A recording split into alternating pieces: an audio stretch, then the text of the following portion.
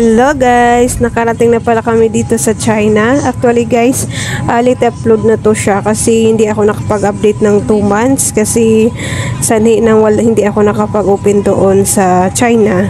So nakarating kami doon sa China noong January 10. Tapos ito, nakabiyahe kami papunta ng probinsya ng aking husband. Ano na to siya, January 14 na nakabiyahe kami papunta sa probinsya ng aking husband. Kasi nagpapahinga muna kami doon sa may city nung pagkalapag namin doon sa airport. Nagpahinga muna kami doon ng mga 4 days doon sa cities. Tapos ngayon nagbiyahe na kami. Kasi biruin nyo naman guys, 6 hours tong biyahe namin papuntang probinsya ng aking husband. Kasi parang ang layo niya is Manila to Bohol. Pero yung sinakyan namin is to siya, subway. Ayun, 6 hours po yung biyahe namin nito. 6 hours ka rin nakaupo. Pero naghihinto naman tong train na to every city. Bali, sa 6 hours na yun is parang 7 city ang nadadaanan. So, huminto itong, yung train na to, huminto siya ng mga 10 minutes ata kada city. Tapos, merong bumaba, meron namang umaakyat. So, ayun, nakarating na kami dito sa may city ng aking husband. Guys, sobrang lamig nito pagkalabas namin. Natatawa na lang ako kasi ang suot ko niyan is dress. Tapos, sabi ni husband, bakit hindi ako nag-leggings para hindi malamig ba? So, ayun, nagkinuha ko yung leggings sa aking maleta. Tapos, nagpunta ako sa CR at sinuot ko yung leggings. So, ayun, lumabas na kami dito sa terminal. Nakita namin na, merong presentation dito sa labas. Ang lawak ng terminal nila, guys. Parang airport na rin. So, yun, nanood muna kami ng presentation dito sa labs. Di ko alam kung anong presentation to siya. Naka-maskop yung mga, sumasayaw. Habang nag-aantay kami ng binook na sasakyan ng aking husband, is dito nanood muna kami. Ayun, siguro, to siya, preparation for, malapit na kasi yung Chinese New Year that time. So, ayan siguro yung mga, nila, paghahanda. Kaya nakamaskop may yung mga tao, yung mga nag-present.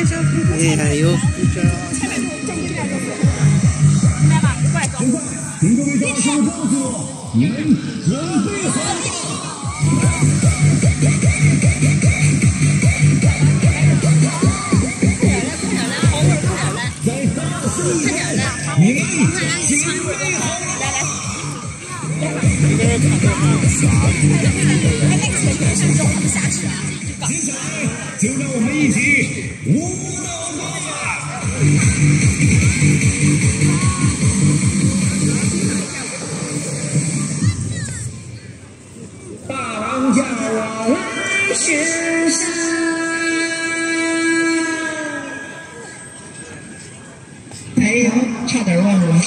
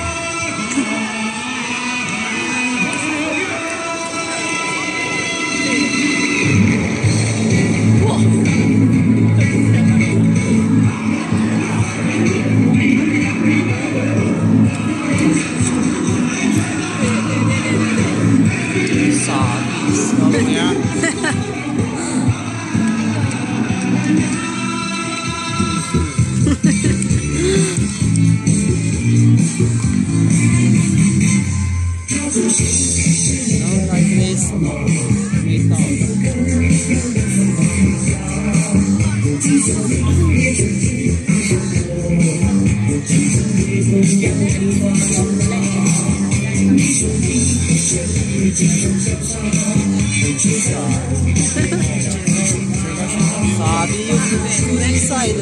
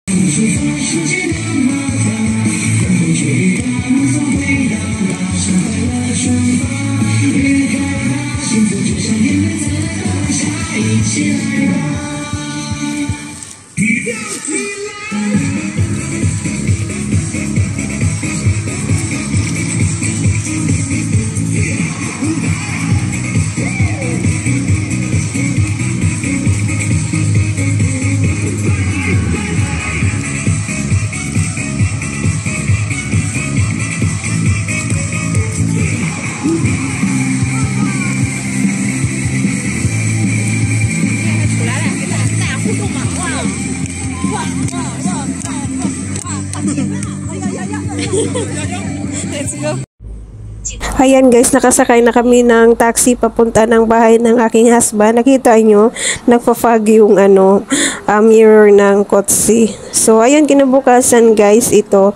Kasi gabi na kami nakarating dun sa bahay nila. Hindi na ako nakapag-video kasi gabi na, tapos malamig na rin. So ayan, kinabukasan lumabas kami ni husband kasi nagtingin-tingin ako sa mga view ng ng lugar nila. So ayan, malamig nga yung sobrang lamig talaga, tapos yung kamay ko parang tinusok-tusok ng karayom. Alam niyo ba yung suot ko niyan? 4 na layer. Tapos ang kakapal pa. Ang hirap guys kasi pag may makati ka sa sa saang parte ng katawan, ang hirap kamutin kasi ang kapal ng damit na sinusuot mo. Naiirita ako minsan. So ayun, dito kami lakad-lakad kami ni husband morning. Tapos yan, yung place nila guys, ganito yung mga style ng mga bahay dito sa China. Malalaki, tapos solid, yung puro semento. Tapos meron ditong farm na harina daw to, yung flour. Di ko alam kung anong klaseng flour, parang wheat flour ata. Di ko alam, di ko na natanong. Basta flour yan siya. Ang lawak ng ng taniman ng flower dito. So ayan, ito yung mga bahay ng mga uncle ng husband ko. Tapos mga puro lang sila dito, mga relatives na malalapit na bahay. Oy, oy, oy, oy, oy. No, people, come here. Oy.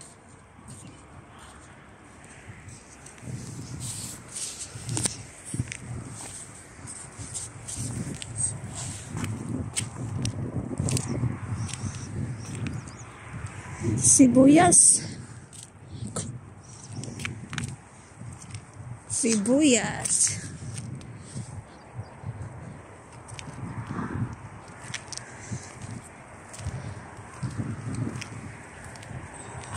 Ito guys, ang lawak. Daw to siya, flower. Gawing flower. Di ko alam kung anong flower. Baka parang ata. Wheat flower. Yan, maliliit pa daw to siya.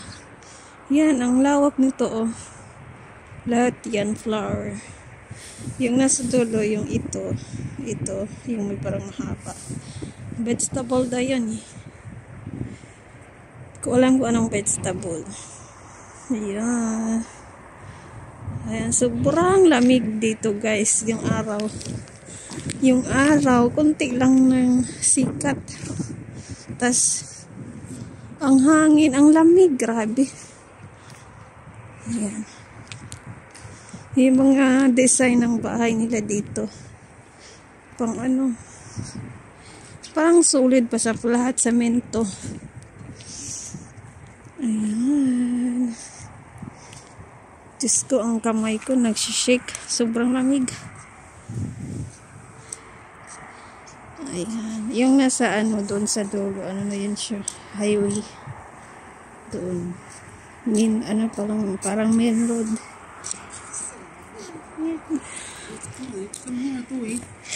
Ay, look! Ang haba pa pala nito.